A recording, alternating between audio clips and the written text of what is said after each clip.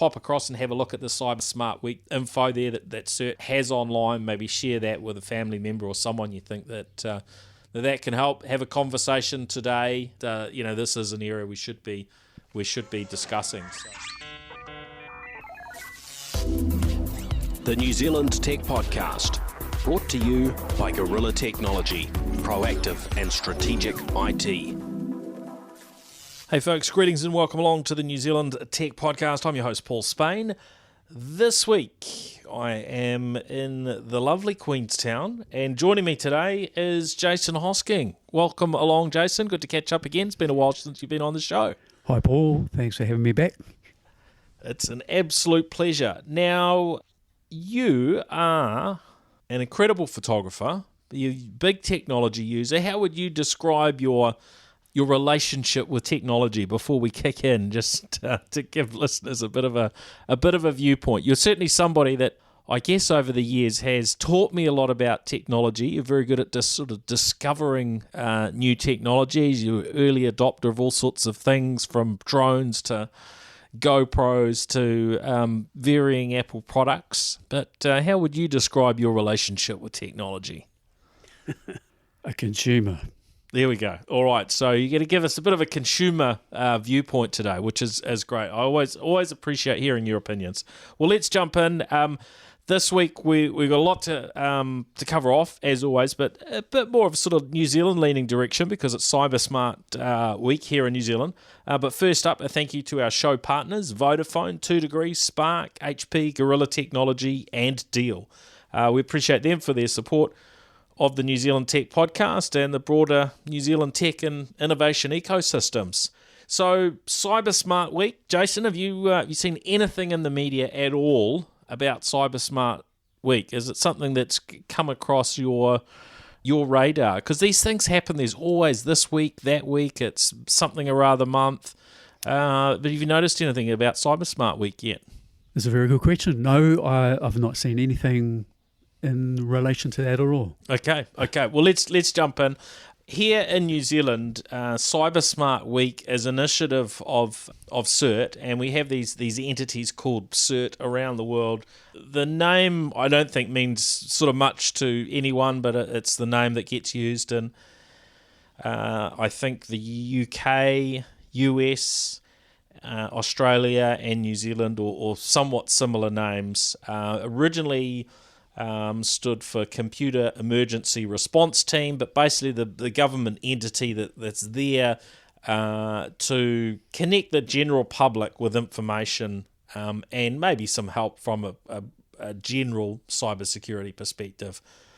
And for what it's worth, that's what they're called. But the role that they sort of fulfill here in New Zealand, I think is a helpful one, but it is a journey. That's not as though they've been around for decades and everyone's familiar with them, and they're always competing. If they're trying to get some media attention for a bit of free publicity, that it's Cyber Smart Week, as they call it here, and I guess globally we often have a sort of October is often sort of the cybersecurity month.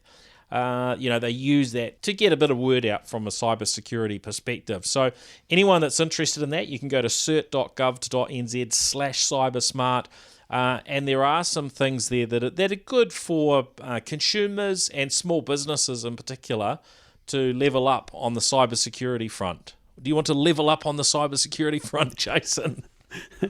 Well, it might pay me to go and have a look at the website. Yeah. Well, at the very least. And look, what they are doing is they're trying to make their messaging, somewhat friendly, sort of, cute graphics and pictures and some simple messages. So, for instance, one of their things is update to full strength, activating auto update for your apps and devices to dodge security weaknesses, which, look, it's a good message. We need to keep our devices up to date, and if we're using old devices, old software, old operating systems, then that can increase our risks. So keep up the work, CERT. Thanks for what you do. Now, if we have a little bit of a look of things that are happening from a cybersecurity standpoint, so they're waving the flag. Something that probably helps them in their messaging this week is the cyber incident that Pinnacle Midlands Health have experienced. And I was on Radio New Zealand, Checkpoint discussing it yesterday, and what was the other one? And on one of the radio stations discussing it, Today FM. And this incident has caught a bit of media attention, as I guess the bigger incidents in New Zealand that are local often do. And across the ditch in Australia, we've had Optus with a huge data breach impacting millions and millions of people's data. Pinnacle Midlands Health Network, they represent a whole bunch of GPs, and what's been suggested in media reports is possibly in the direction of 450,000 patients have had may have had some of their data impacted in this breach. And so I guess the parallels between the two is these are both entities that have a lot of public data. And for you and me, I mean, all of us probably have a general practitioner, a GP who stores some data on us, and all of us use a telecommunications company. Because we're in New Zealand, it's not going to be Optus, but there is that aspect. These are entities we expect to be able to trust in terms of the data that they have. And I mean, I don't know about you, but if I give certain information to the GP, then I have this level of expectation that that data is going to stay secure. Now, because I work in this field, there's a little bit of paranoia is not quite the right word, but there's an acceptance that some organisations are going to do a lot better at this than others. But I think from a general public perspective, and even for those of us that do sort of get involved in security, yourself as a consumer, Jason, I mean, we should be able to actually, trust organisations. I guess, one way I put it on the radio was, well, we give our money to a bank to look after, and you expect them to look after it. And you go and work with a GP, you don't expect them to sort of leak, any private and confidential information they have about you, do they? I have a lot of concern about that, actually. My GP probably 4 or 5 years ago signed up to some kind of a digital service, and for me to access my records, I had to then sign up or read, lengthy terms and conditions, and most of the time with that stuff, I never even read it. Never read it. Because it's like they're so long, aren't they? It's made so hard for you that you either don't read it, or if you do, it's going to take you a very long time.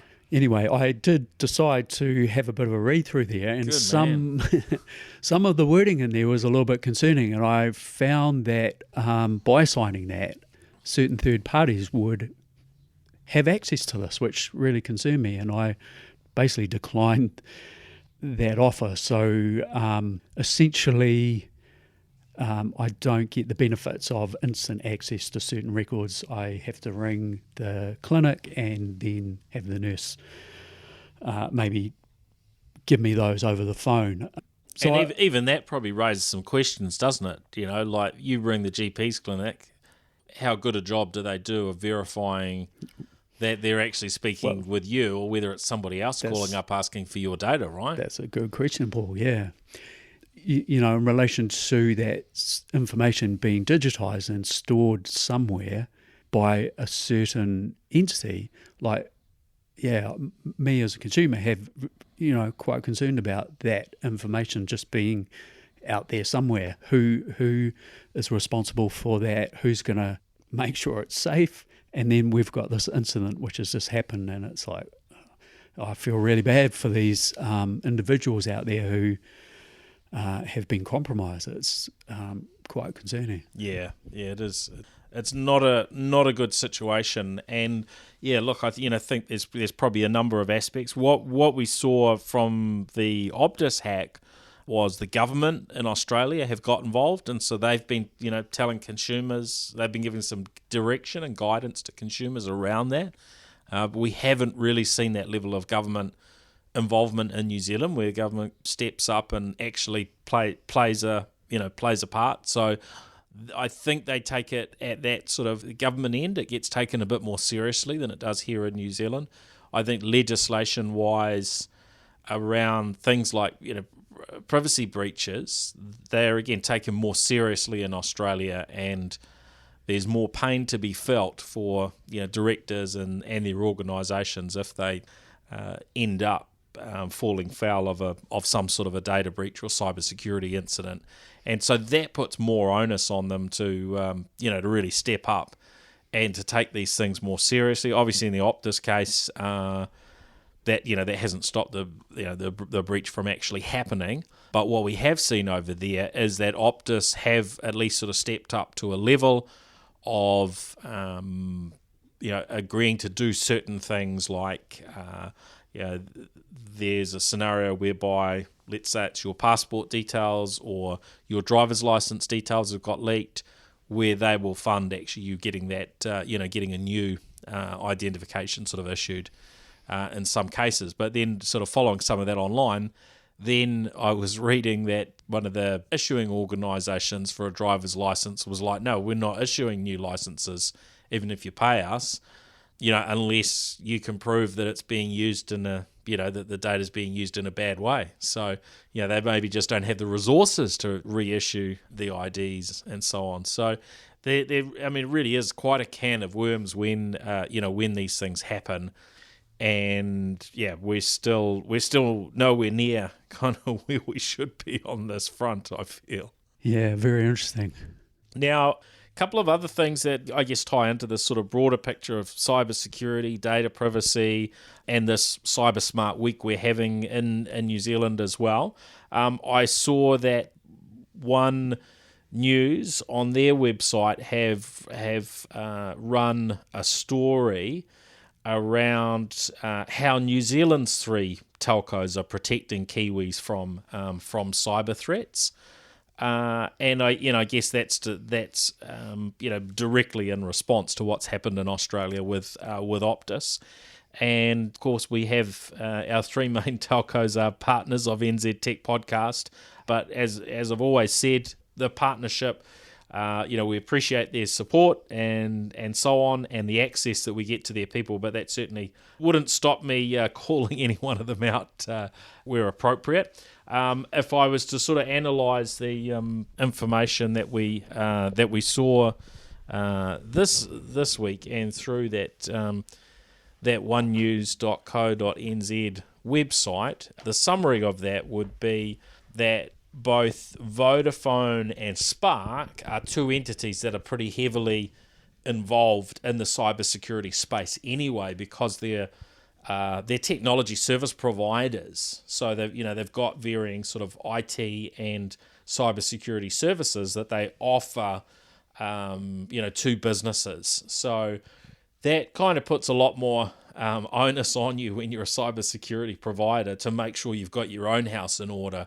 Otherwise, if you do get compromised, then you're going to take a much, much bigger hit if that's part of one of your specialties as a business. So that helps them, and it's an interesting read. You can certainly Google the story if you're interested, and we'll try and add the link in to the show notes as well at nztechpodcast.com. But it's titled How NZ's Top 3 Telcos Are Protecting Kiwis from Cyber Threats. And then there's info there as well on 2 Degrees, and they've gone some way as well to educate customers about being cyber smart, as it's referred to here. So there is certainly a focus from our 3 big telcos here in New Zealand on cybersecurity, but it is such a hard thing even just to educate their clients about, because there is just so much noise and we're all so busy, and we might get some advice from our telecommunications provider, but there's advice coming from every which direction, and whose advice do you follow, and what are the key things to do, I think is very hard from a consumer perspective, as it is for those in business. And in New Zealand, we just have so many small businesses, from an individual like yourself, Jason, as an award-winning photographer, up to really big businesses. And it's like, well, you've got other things to do rather than just consuming content and advice and trying to address cybersecurity all day. So it really isn't an easy thing for us to address as a nation. And of course the challenges and the threats keep changing, right? I mean, how do you feel relaxed about cybersecurity, or is it something that keeps on your radar? It's definitely on my radar. Just in talking to you now, I'm thinking about people that aren't so tech savvy, and I think about my mum and like friends of her age and older people who this kind of technology is foreign, I guess. Yeah. Some of the stories I hear that have happened to some of these people, it's horrible. It's hard enough for myself, who is reasonably tech savvy, to keep abreast of things because it is constantly changing. And how do you encourage those people sort of across the line? Let's say it's your mum. I mean, you've got other things to catch up with your mum about when you catch up with mum, rather than, hey, have you got a password manager? Are you using two-factor authentication on your email, and and this or that? If that's not your not your job and what you're living and breathing, there's only so much time that you might even think about talking about that. Absolutely. But it is actually quite important that we talk with our families about it, right? It's like, absolutely. Because if those of us that are aware don't, then it is probably just going to disappear in the noise. And often we're sort of seeing those that are getting scammed are those who are less, technically adept. Sometimes, just folks that maybe haven't grown up around technology, so that puts those that are older in a higher risk category in a lot of cases. I think there's a whole lot of aspects to it. Certainly, it's not all about age, because you can have people switched on or switched off at any age, I think, on these things, right? Yeah, absolutely. Yeah. Now, something else that caught my attention, a couple of media outlets had picked it up, is this audit that's underway into police use of number plate recognition cameras. And this does definitely falls into that that data privacy category.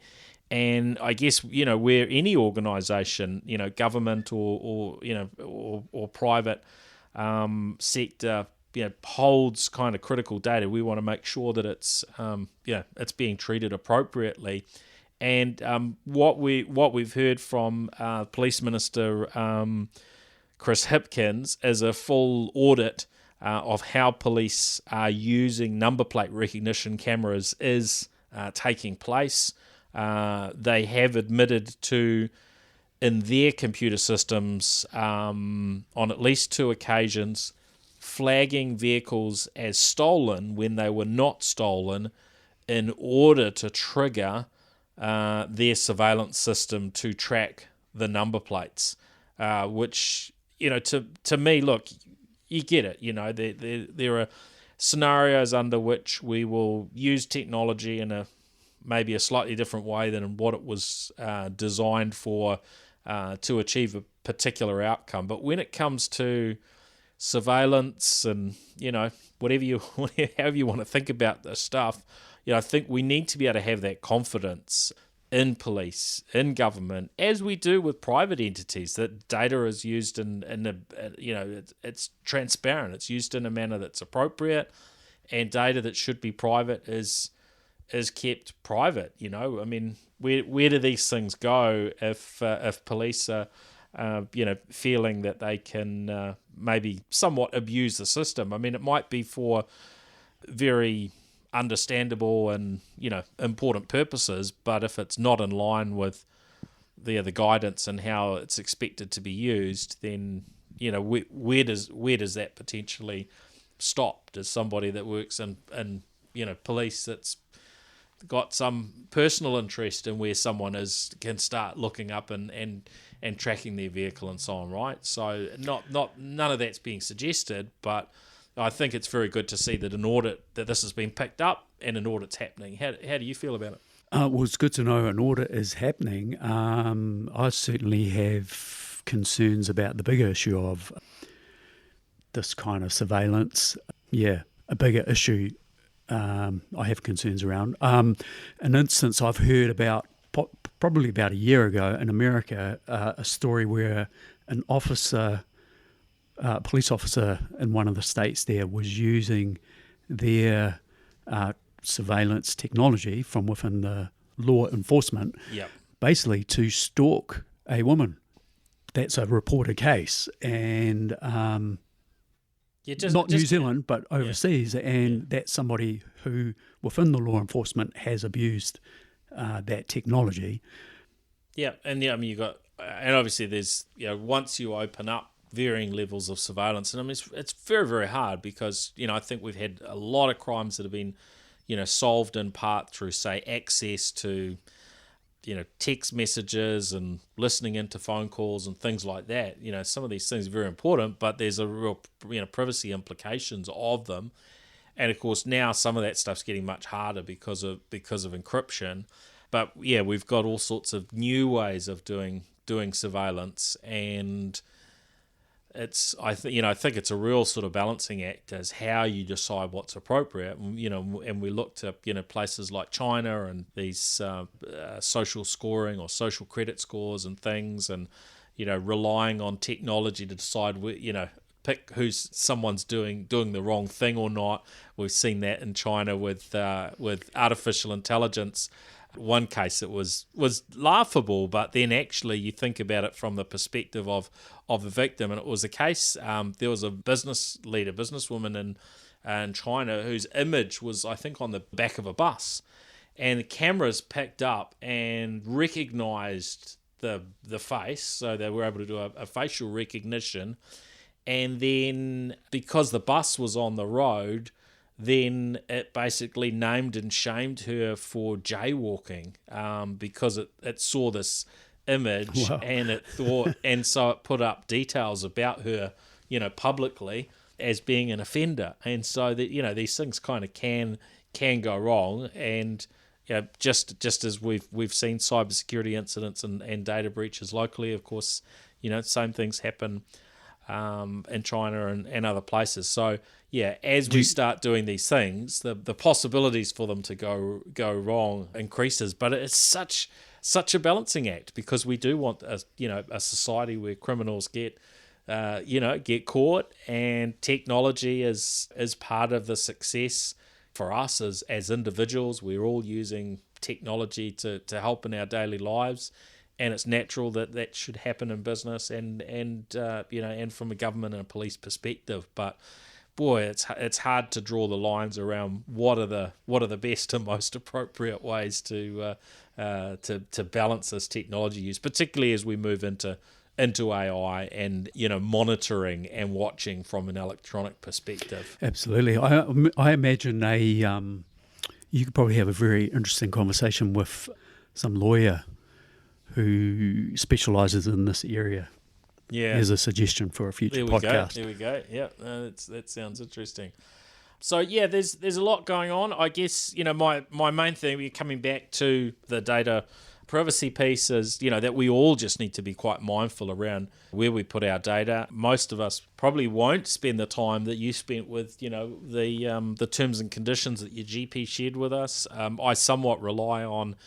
Certainly if it's a major software or vendor, that usually there's somebody else that will do that, and I'll pick it up online. If say Adobe were to put something dodgy in their terms and conditions, I'm probably going to hear about it. But yeah, if it's a small local GP or a software vendor agreement that's linked to a local GP and it's not global, I'm probably not going to hear about it. So there is some importance in having a look at those agreements. So it's a Smart Week info there that CERT has online. Maybe share that with a family member or someone you think that can help. Have a conversation today. And maybe the most topical thing is this Pinnacle Midlands Health scenario. I think we do only have so much time to spend with family members on things, but this is an area we should be we should be discussing. So hopefully that's something everyone can do.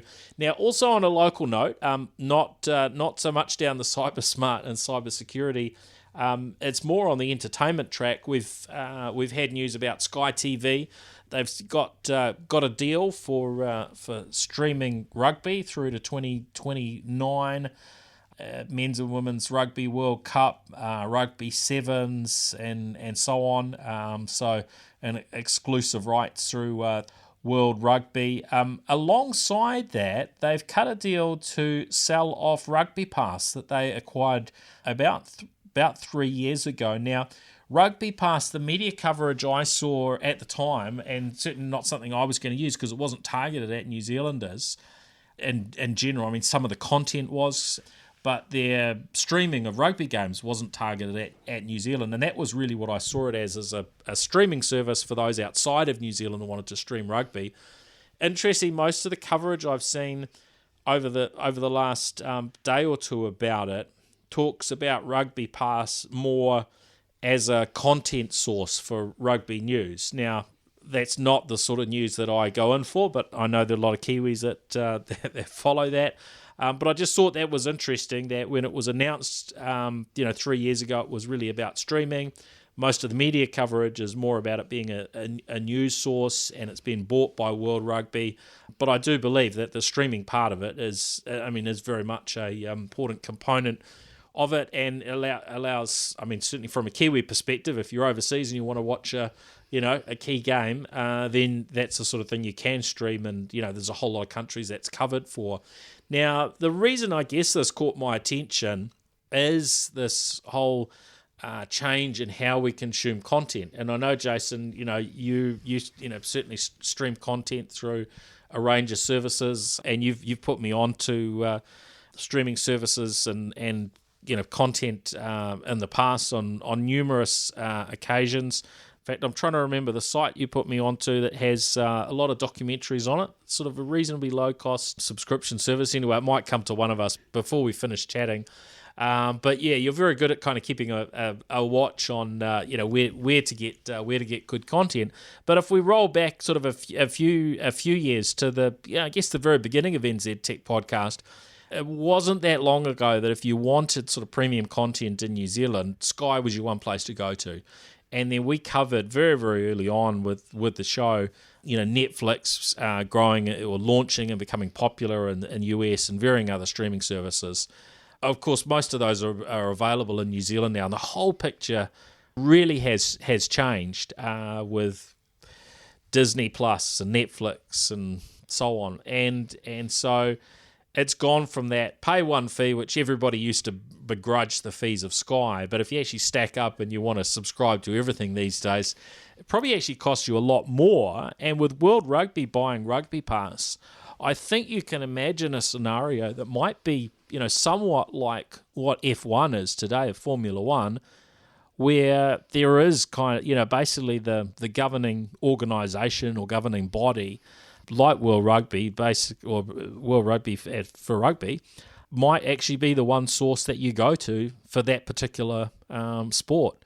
And I don't know, there's it's going to be some interesting times in terms of how that plays out. But I think of it from a rugby perspective, who's going to get exposed to rugby other than those who are already into rugby if you can only get it through that one channel.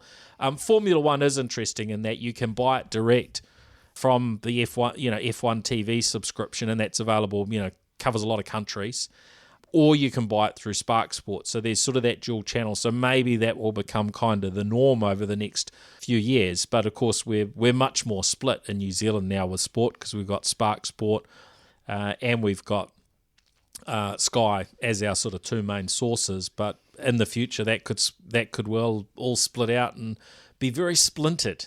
How do you feel about this sort of splintered world of streaming? Do you think we're better off or worse off than what we were sort of a decade or so back? Personally, I mean, on one hand, so much choice, which is fantastic. Curiosity Stream, that was the one you put me Thank onto. You, Paul. Now. That's it. Yeah. Good place for docos. Sorry, back to you. Yeah, so much more choice now. On one hand, which is fantastic, but the flip side, and this is a thing I'm constantly coming up against, and there's got to be some kind of psychological term for this, just overwhelmed with choices that sometimes I just turn it all off and listen to music. Which I am actually increasingly enjoying more and more. So actually switching off all the streaming stuff and just going back to the simple enjoy music.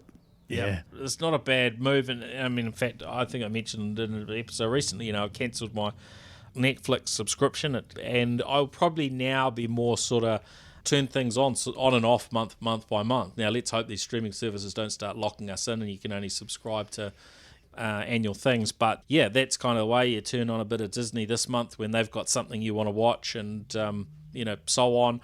So I guess, yeah, it's something that you can sort of balance out a little bit according to your budget, and if you've got a little bit of patience. If you want everything all the time, then yeah, it can probably stack up a lot, can't it? Yeah, there's also, I don't know if your listeners are aware, through some of our public libraries in Auckland, Beamer Film, the amount of films and documentaries, and I think even TV series through that, which is all free, part of your library membership. Yeah, which is great. That's a good point, and that's part of what we're paying council rates for, right? Canopy, is that access to that? Yeah, Canopy, and I think that's a Christchurch Public Library. That's slightly different.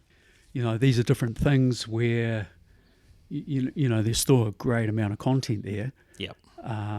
Works very similar to the likes of Netflix. Perhaps not as much choice, but some really good local content for sure. And look, you pick and choose and filter stuff yourself, but there are a lot of other sort of sources for content. YouTube probably being the biggest place, but there's a huge amount of individuals creating content down particular tracks. Like if you've got a particular interest area, that's kind of any sort of niche. Let's say you're interested in electric cars, Tesla.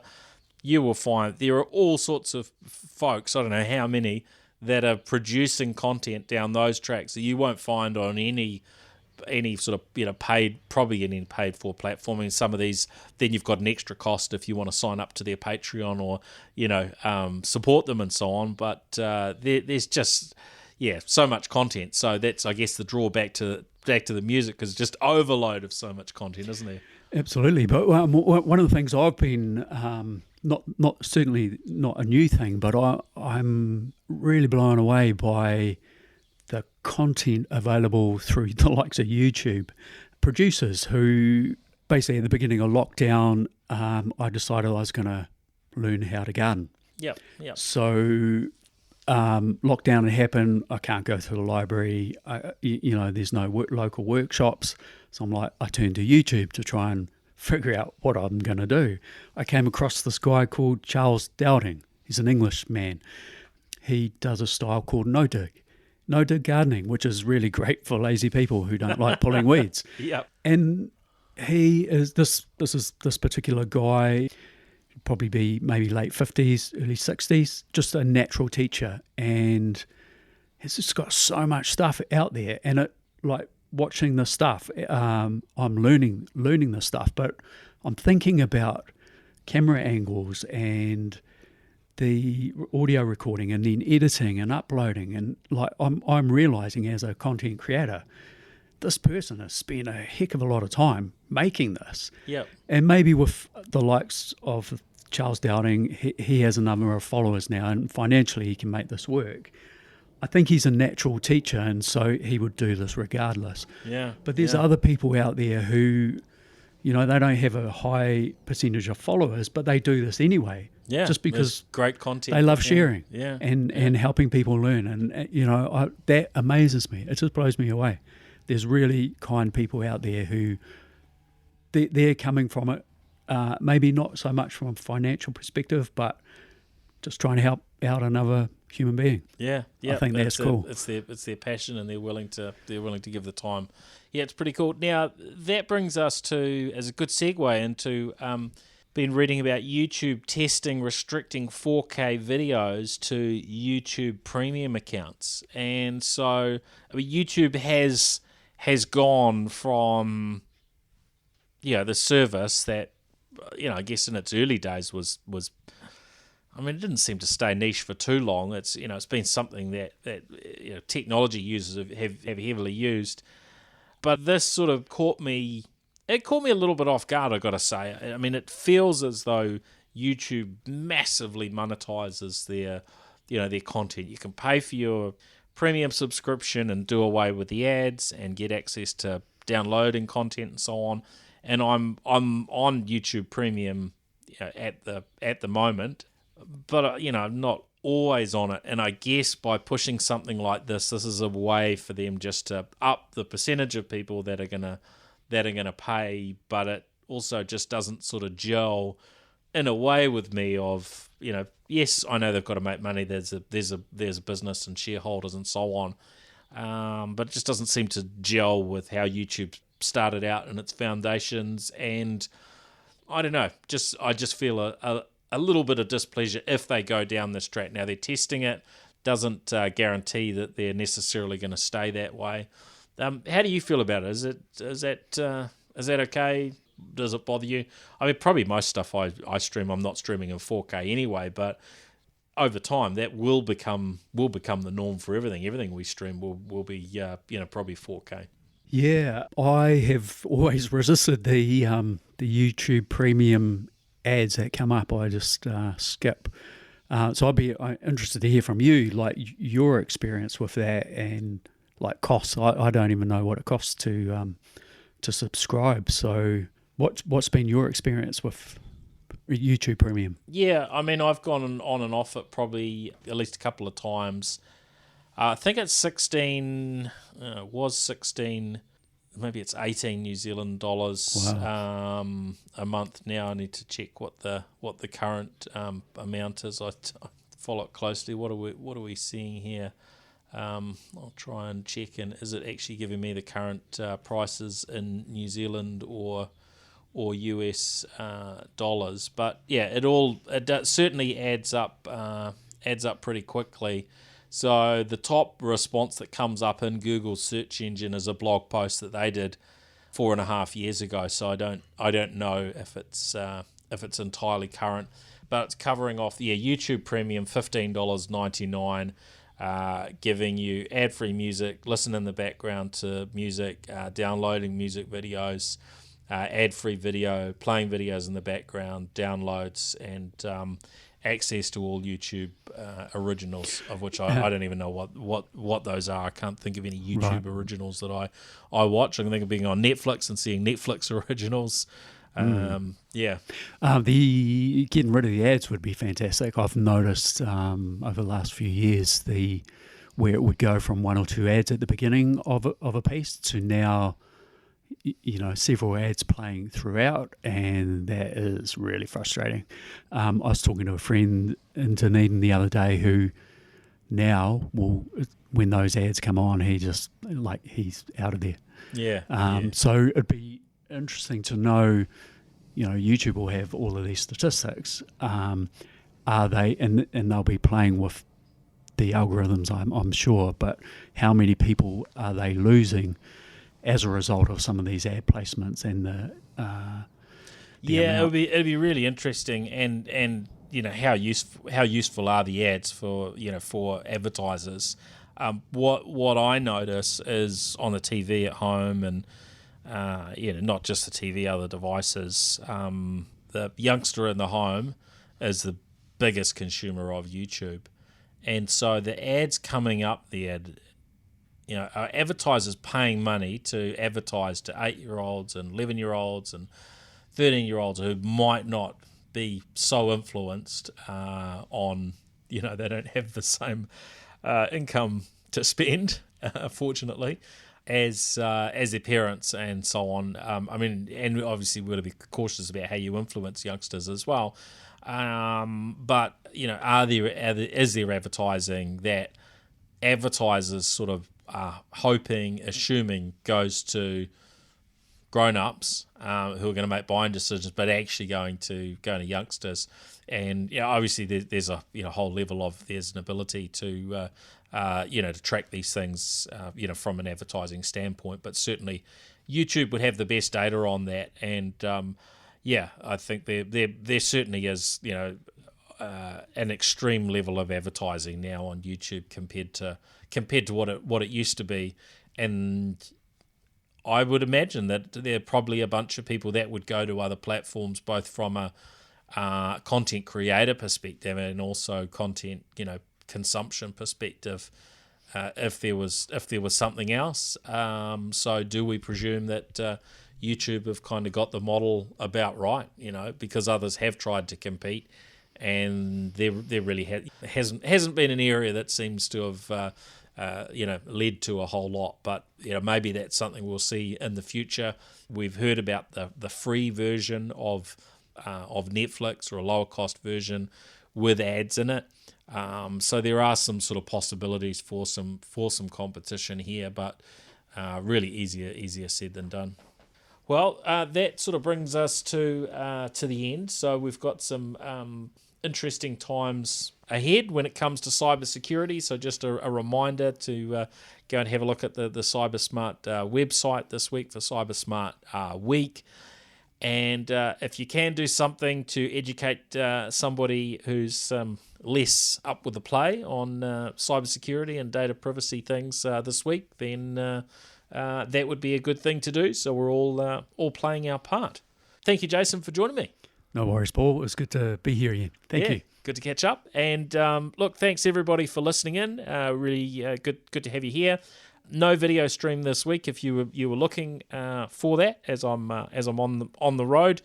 But we will probably be back again with a video stream next week for the big episode 600 of NZ Tech Podcast. Next week, I think we've got Brett Roberts joining us, so that should be good. And a thank you again to our show partners for keeping us rolling and keeping NZ Tech Podcast supported and coming to you. Thank you to Vodafone, 2 Degrees, Spark, HP, Gorilla Technology, and Deal. We'll look forward to catching up with you all again next week. All right, see ya.